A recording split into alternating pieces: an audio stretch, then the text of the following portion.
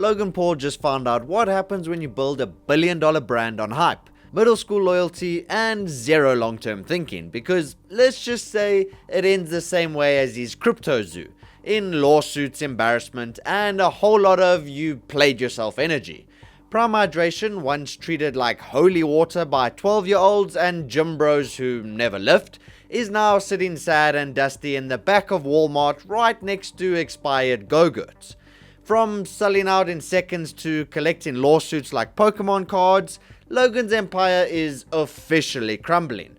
But to see how things got to this point, we need to go back to Prime's launch in 2022. Logan Paul and KSI basically acted like they invented electrolytes. Logan didn't just want to sell a drink, he wanted to sell a dream. And that dream was $1 billion exit, a fat paycheck, and a legacy that screamed, I scam my way to success again. They marketed Prime like it was the Gatorade killer, except instead of actual performance benefits, you got a colorful bottle of artificial hype and a Logan Paul thirst trap. But hey, the hype worked for a while. Kids were treating Prime like currency, parents were fighting in stores, influencers were hoarding flavors like they were building a fallout shelter, and Logan Paul and KSI sold out drop after drop, convinced they were speedrunning Body Armor's path to glory. Except, Body Armor actually played the long game, while Prime tried to microwave a legacy and ended up with a flaming mess. Because the numbers are brutal. In the UK, Prime's revenue dropped from 122 million in 2023 to just 33 million in 2024. That's not a dip, that's a nosedive. I mean, their net profit went down from 3.7 million to 312,000.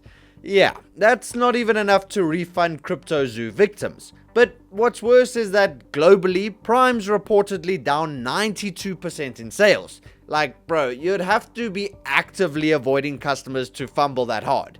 Even in the US, where Prime had a strong start, sales were down 40% early 2024. So I think it's safe to say the hype burned bright, fast, and then dried faster than Logan's NFT career. And now, well, retailers aren't restocking it, even kids don't want it anymore, because the moment your hype turns into a meme, your product turns into a joke. And if the sales declines weren't bad enough, well, Logan's now playing legal whack-a-mole, because Prime is facing a buffet of lawsuits, and honestly, it's hard to keep up. A $67 million lawsuit from Refresco for bailing on a bottling deal, a $13 million dispute with a Grana who supplied ingredients Prime allegedly didn't pay for, a $5 million PFAS lawsuit claiming Prime grape contains toxic forever chemicals, which is great, a caffeine class action over the energy drink being basically rocket fuel marketed to kids, a mislabeling lawsuit because they allegedly lied about the caffeine amount, and even a US Olympic Committee lawsuit because Logan and KSI slapped Team USA logos on bottles without asking. So all of this stacks up to nearly $100 million in legal problems. Meanwhile, Prime's profit this year is just over 400k. So that's not exactly a $1 billion brand kind of energy, it's giving more can I pay this in installments type of vibe. But I mean, let's be honest, Prime was never about hydration. It was about hype. From day one, Logan and KSI weren't selling a drink. They were selling a lifestyle, exclusive drops, mystery flavors, influencer endorsements. It was all smoke and mirrors.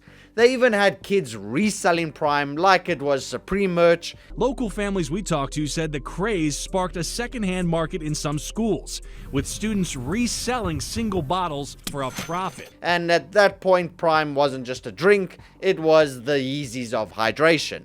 But here's the thing about hype. It's temporary. The second your product becomes easy to find, it better actually taste good. And Prime, well, to me it just tastes like malted Skittles mixed with regret. You've just come from the Maldives. It's like swallowing perfume.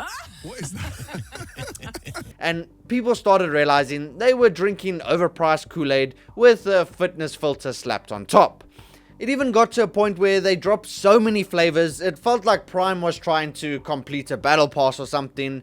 But the problem is there's no identity left. People are getting confused if it's for athletes, kids, gamers, Logan Paul fanboys. Nobody knows, not even Prime. And to make matters worse, Logan started shoving Prime down everyone's throat. Whether it was in Lunchly or a podcast appearance, it was there. Prime. Front and center, impossible to miss, like, And don't even get me started on the weird marketing gimmicks. Mama, call you later. Suey. I love Brown so much. Yeah, baby. Logan and KSI even tried to keep the hype alive by throwing shade at every competing drink from Gatorade to Liquid IV. But when your marketing strategy is they suck more than us, maybe, just maybe your product doesn't actually hold up. Oh, and let's not forget Prime's claim to be a healthy hydration drink, which many reliable sources have proven it not to be. So when doctors, dietitians, and health experts have dragged this drink harder than Twitter drags Rachel Zegler, you know it's down bad. Especially when you've got government officials calling it dangerous for kids, schools banning it, parents panicking, all while Logan's sitting there like, trust me bro. Yeah, we've heard that one before. But in response to all this heat, Logan posted lab walkthroughs, flexing FDA regulated, and acting like he's the CEO of GNC.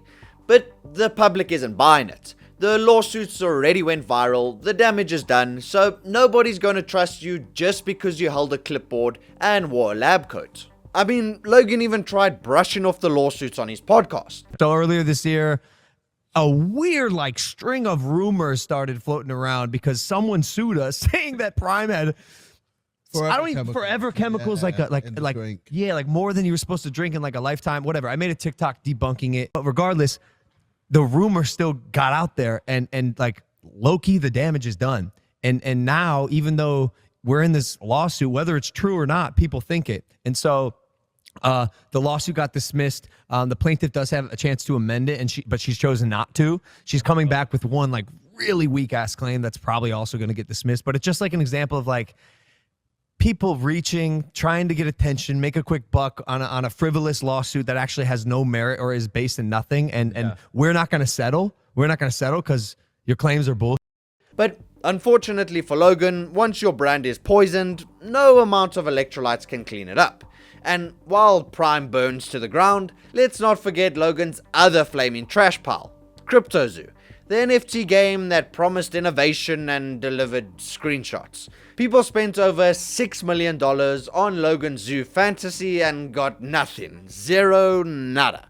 Then CoffeeZilla exposed the scam, and instead of apologizing, Logan sued him, because apparently getting caught is more offensive than doing the crime.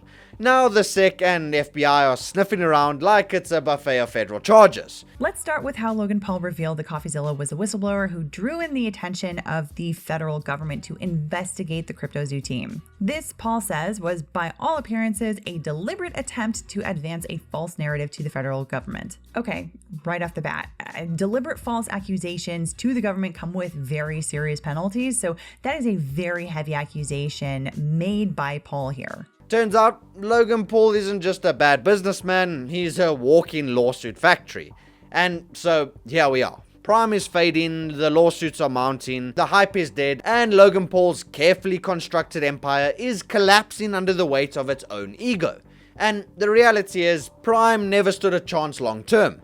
It was all style, no substance, all flash, no function. And when you build a brand on clout, you better pray people don't lose interest. But they did. And now Logan's left holding a half-empty bottle of regret. Not necessarily because people are rooting against him, but because this entire mess was self-inflicted. Prime was never a real brand, it was a flex, a hustle, a shortcut. And just like CryptoZoo, these shortcuts caught up to him. So the next time your favorite influencer tells you to trust the process while chugging a neon bottle of regret, just remember, hype is temporary, but karma always comes with interest. But let me know what you think of Prime and if Logan will ever be held accountable for his CryptoZoo scam. But either way, Prime's downfall feels like Logan is getting exactly what he deserves. Peace.